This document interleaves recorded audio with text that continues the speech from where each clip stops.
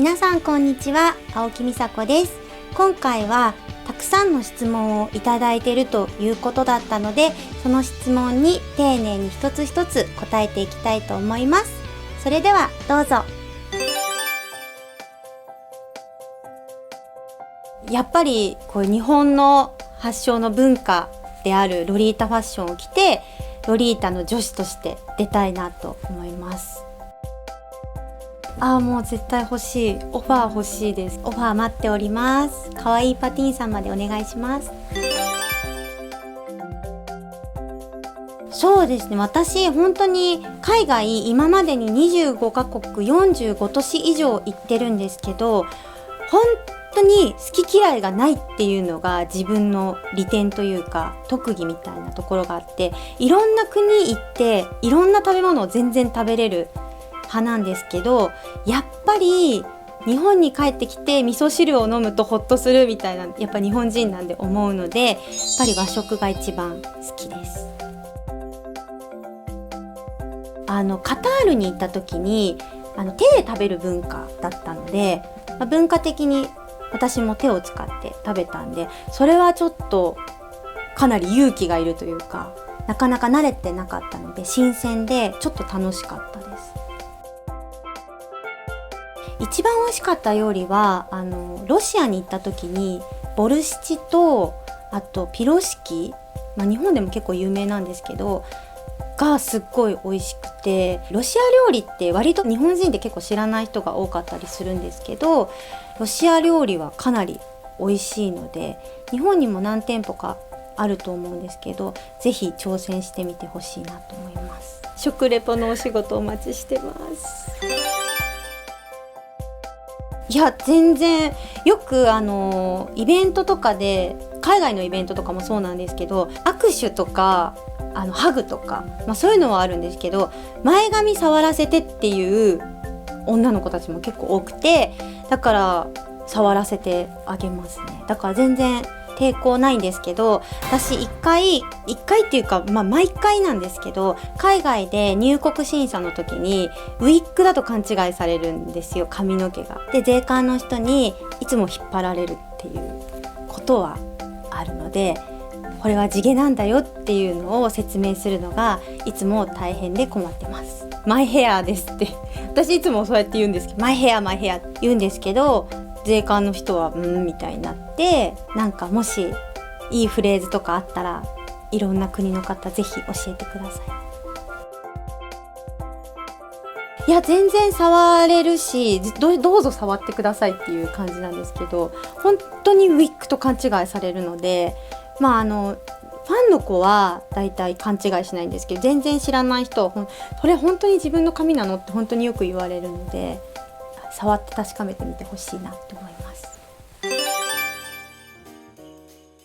はい、ナースの仕事は私大学病院にずっと勤めてたんですけど、大学病院辞めて、可愛い大使になって結構海外の仕事が増えちゃったので、訪問看護の仕事をしています。いや両立はそんなに大変じゃないんですけど、またこれも海外ネタなんですけど、患者さんに接する時に結構手を使って患者さんに接することが多くて、私指紋がなくて手が荒れてて、でそれがアメリカ入国の時に絶対指紋を取る、その税関で指紋を取るんですけど、絶対それも引っかかるんですよ。で別室に連れて行かされて別の手続きをして1時間ぐらいかかってやっと出向出れるっていうことが、これまたアメリカで毎回あるんですけど、毎回いつもなんか取れないなみたいに言われて、でアイムナースドライスキンって言うんですけどそれでオッケーってなって、で取れないから別の方法で手続きをしないと入国させてくれない、アメリカに。だからナースとの両立で一番の悩みはアメリカに入国しづらいっていうところですね。出国っていうか私海外から戻ってくるじゃないですか。で日本で日本人の税関の人と一人ですかって聞かれて、大体一人なんで一人で行ってるんですけど、で荷物とかすごい量持ってるんですよ、服とかのせいで。1泊2日なのにトランク2つとかっていうことがあって、でちょっと怪しまれるじゃないですか。で一人だしこんな格好してて、で職業は何ですかって聞かれるので、モデルとかいうのちょっとめんどくさいからナースですって言うと、なんでこんなにスタンプあるんですかっていう話になって、で毎回開けられるんですよ。でこう開けるとロリータ服がパーって飛び出て、パニーとかパーって飛び出て、で税関の人が赤面するっていうですいませんっつって麻薬を探すっていうないですけどね、ないんですけど、毎回それはだからピャーンって飛び出して、人形とかも飛び出しちゃって、でも人形とかまで麻薬がないかチェックされるんですよね。恥ずかしそうにしながら。牛乳は毎日飲んでるんですけど、トマトジュースは全然最近飲んでなくって、なんで牛乳を飲んでたかっていうのは、なんか牛乳ってすごい心を穏やかにしてくれる作用があって、なんか精神的にちょっとイライラしたり焦ったりする時とかに牛乳を飲むとすごくスーッとした気持ちになるので、夜寝る前にホットミルクを飲んだりとか、あと、カルシウム不足になるとイライラするって言うと思うんですけど、そういう時に牛乳を飲むとすごい心がリラックスするし、お肌にもいいし健康にもいいし骨にもいいので、私は毎日牛乳を飲んでます。人によりますよね体質じゃないですかね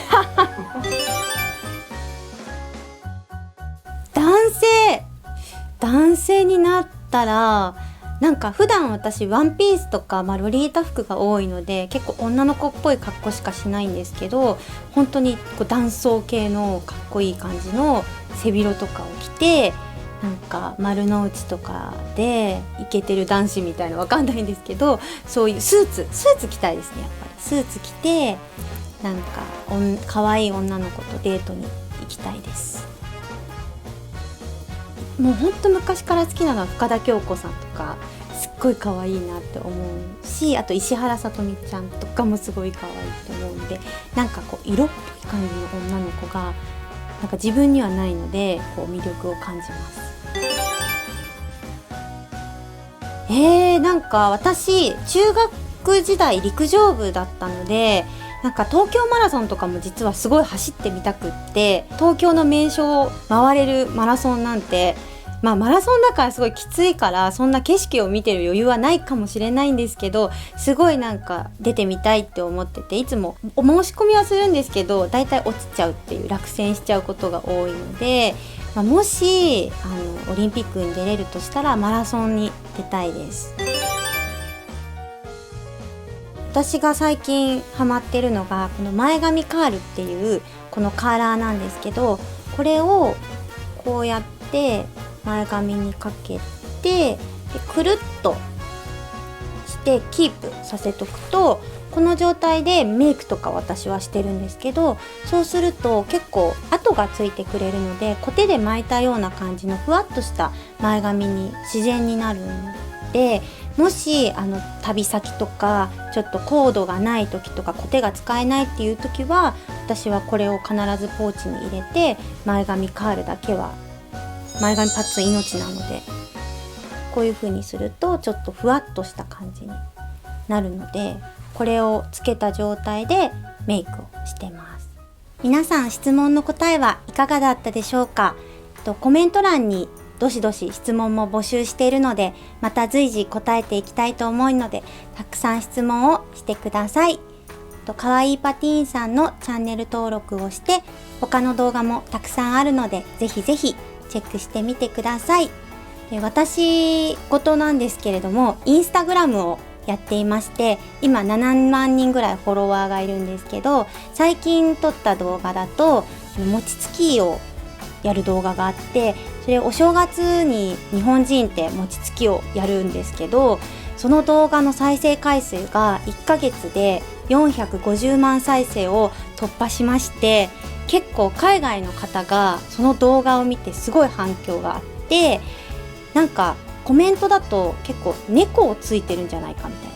そのお餅が猫に見えたりとか、お餅がチーズフォンデュに見えたりとか、いろいろやっぱり文化の違いを感じたので、今後はそういう日本の文化も可愛いパティーンさんで紹介できたらいいなと思っています。それではバイバイ。